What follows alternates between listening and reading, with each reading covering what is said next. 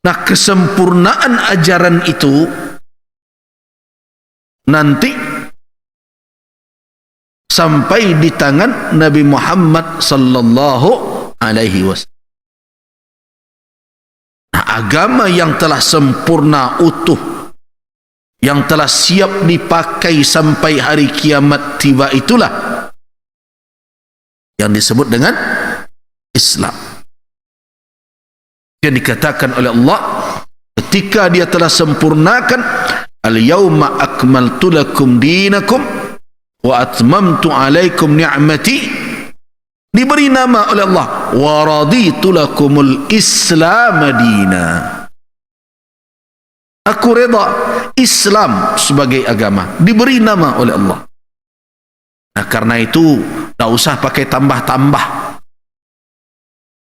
Itu nama yang telah sempurna, tak perlu pakai Nusantara, tak perlu pakai kemajuan, perlu pakai apa-apa.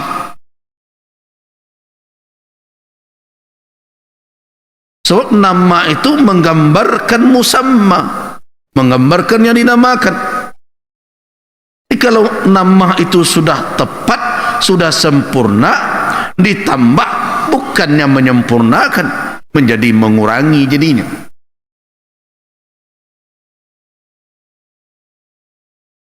Mengurangi, mereduksi kata. Karena Allah memberikan nama agama yang kita anut, yang dibawa oleh Rasulullah dengan disempurnakan seluruh syariat dari semenjak dahulu Adam alaihissalam sampai kepada baginda Nabi Muhammad sallallahu alaihi wasallam, disempurnakan oleh Allah, dan inilah yang siap dipakai. Artinya apa siap dipakai? Seluruh ajaran yang lain yang siap dipakai sampai akhir zaman ada di dalam syariat Islam. Berbagai ajaran syariat di masa lalu yang tidak siap lagi dipakai telah dinasakh, dihapus oleh syariat Islam. Tinggallah satu-satunya syariat yang harus dipakai, diimani, diyakini kebenarannya oleh umat manusia sampai hari akhir tiba, hanya satu saja, Islam. Itu keimanan kita itu, Bapak.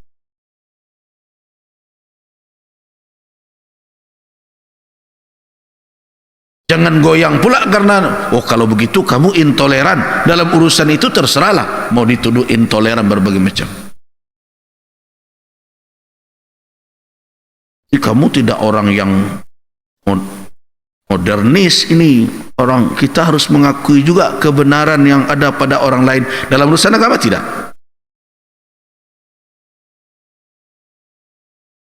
Komitmen itu. Dan tidak perlu pula orang cemas ketika kita mengambil sikap begitu. Kenapa? Kita tidak akan memusuhi orang dengan cara sikap seperti itu.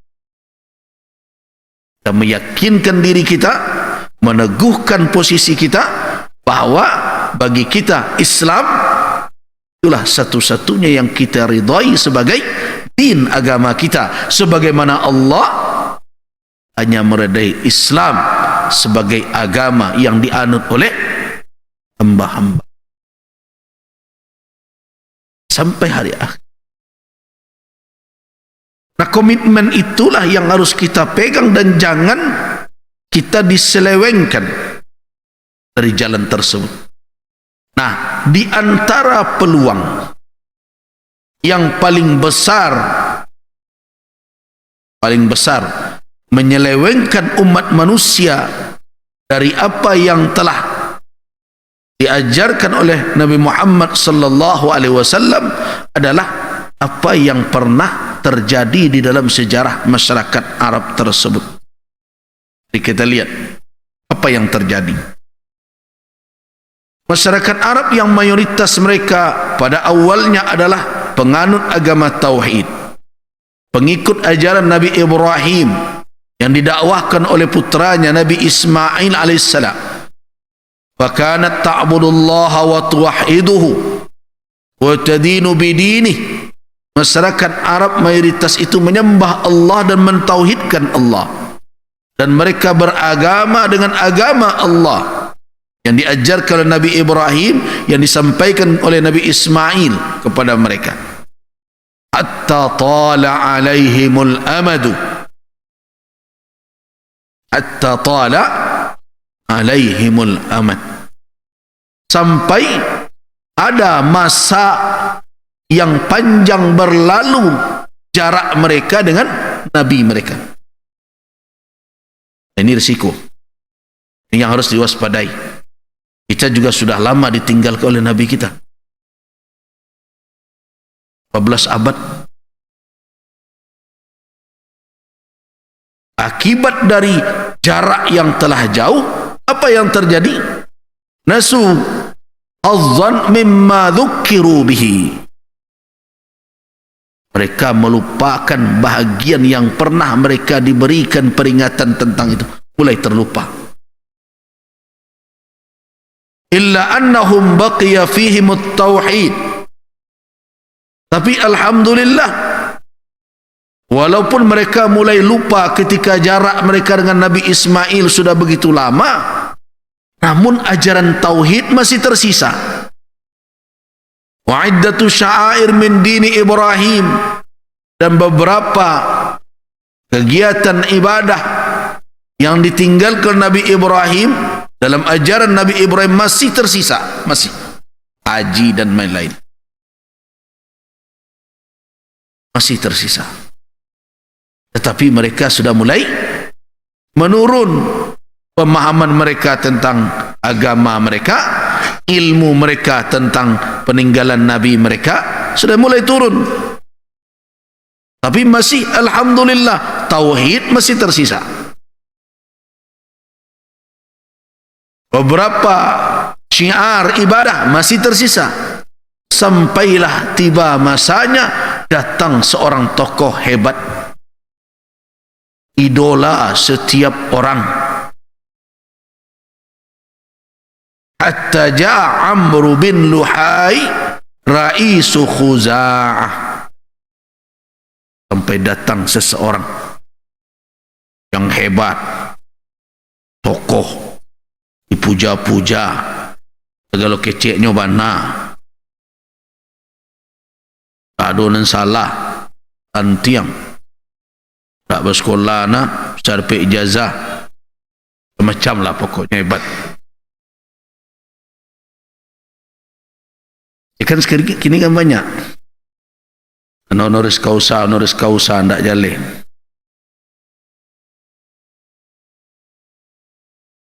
Puja-puja, disanjung-sanjung. Kebetulan dia juga pemimpin. Memang hebat dia. Pemimpin Khuza'ah, Bani Khuza'ah. Dan dilihat dari perilakunya, perangainya. Wa kana qad nasha'a ala amrin azim min al-ma'ruf was-sadaqah wal-hirs ala umur din. Yang menariknya, menjadi daya tarik dari Amr bin Luhai ini, ketika awal atau semula tumbuh dia menjadi tokoh, dia betul-betul membuat orang kagum karena kehebatannya. Kenapa? Dia adalah orang-orang yang rajin berbuat yang ma'ruf, pemurah dalam bersedekah, dan begitu komitmen dengan agama, atau orang disebut religius lah kira-kira begitu. Kalau dilihat dari situ kan orang baik ini.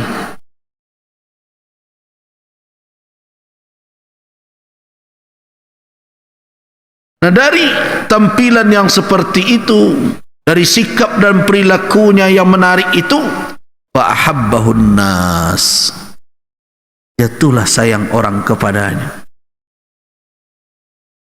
menjadi idola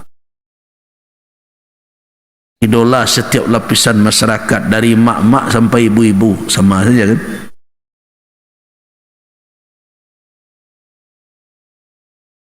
Ibu kan murah bana tapawi hatinya.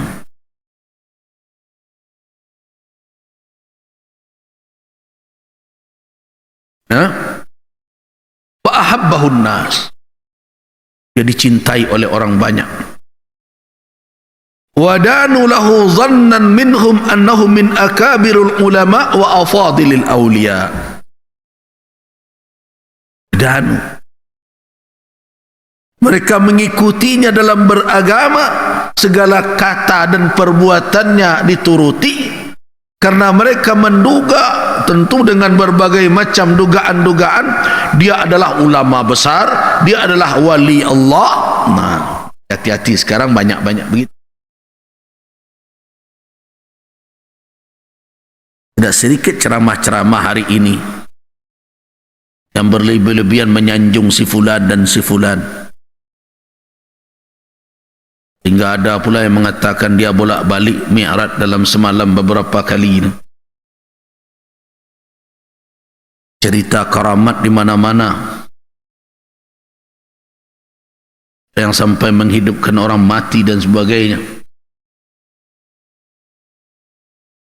Tidak sedikit jamaah yang terjerat dengan cara-cara seperti itu. Jemaah gurunya pakai merah putih, kopiahnya dia pakai pula merah putih.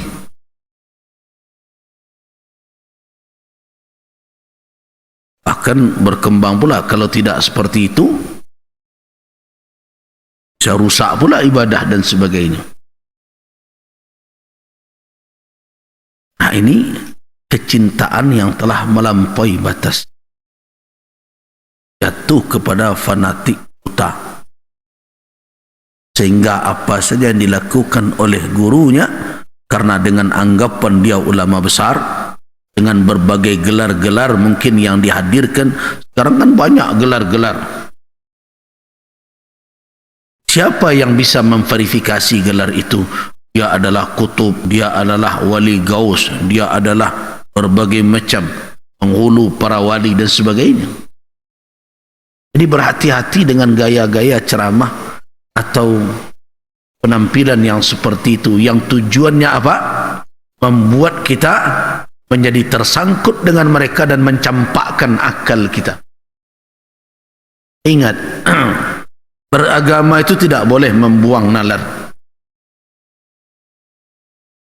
Sehingga tidak sedikit dengan karena itu dieksploitasi. Coba lihat,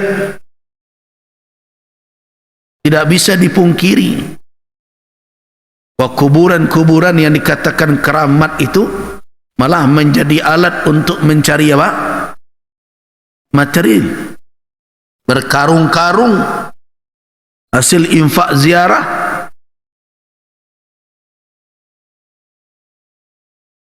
Tidak sedikit orang memanfaatkan kondisi demikian, datang kepada seorang guru dengan harapan mendapatkan berkah, bergepok-gepok uang diselipkan ke bawah pahanya.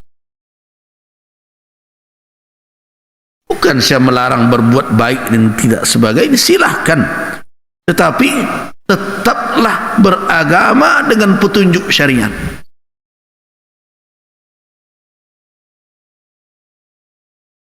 Bayangkan ada yang mau kadang meminum air cucian kakinya dan berbagai macam.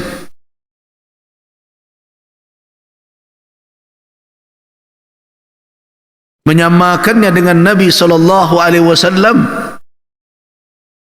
ketika para sahabat berebutan ngambil air yang memancar dari sela-sela jari Nabi.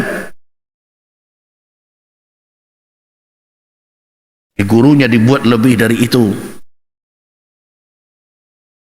Kalau Nabi hanya dalam situasi dan kondisi terdesak saja, akhir mukjizat beliau, kemudian para sahabat baru nindak setiap datang, wah yes galih minta ambuh dia buya. Tidak sedikit sekarang ini orang yang semestinya mengajarkan ilmu dah bertukar profesi jadi tukang ambuh-ambuh.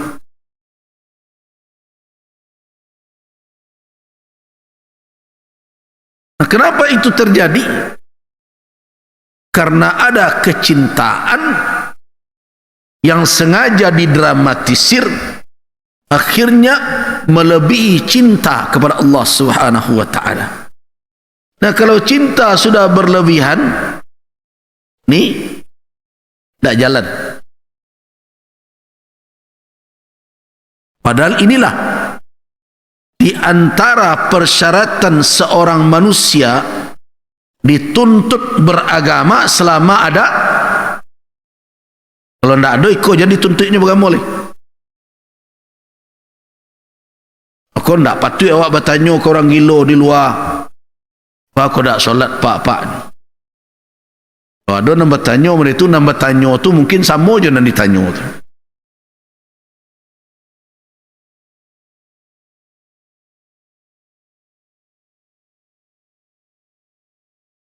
Makanya saya ingatkan masyarakat Sumatera Barat, umat Islam di ranah Minang,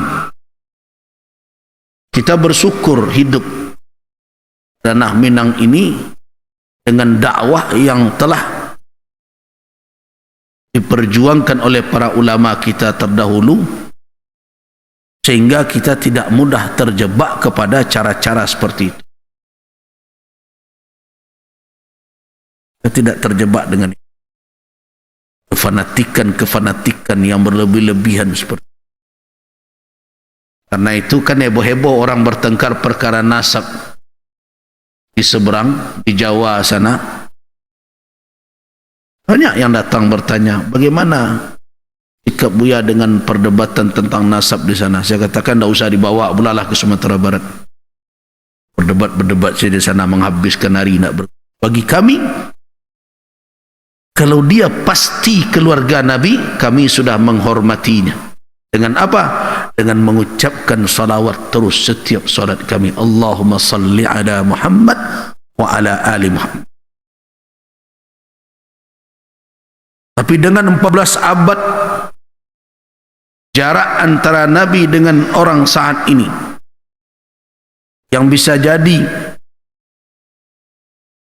dengan silsilah nasab itu yang sudah bercampur baur dengan yang lain, sehingga kalau ada yang sampai mengatakan dia keturunan Rasul dengan husnuzannya, ya kita hormati dalam batasan yang wajar.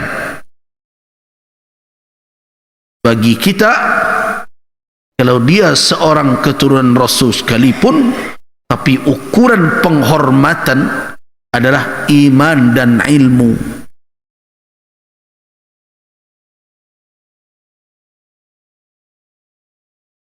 Kecuali kalau Fatimah Az-Zahra duduk di hadapan kita, Husain dan Hasan, Zainab atau Ali Zainal Abidin, yang jelas seperti itu.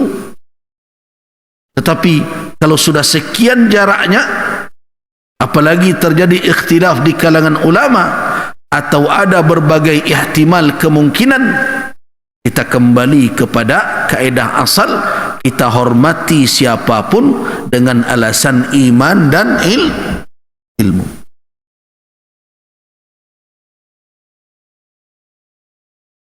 Dan itu yang dikatakan oleh Allah, yarfa'illahu alladhina amanu minkum alladhina utul ilma darajat. Iman dan ilmu menjadi ukuran naiknya seseorang di sisi Allah. Kalau begitu Allah memperlakukan hambanya, maka seperti itu pula lah kita memperlakukan Allah.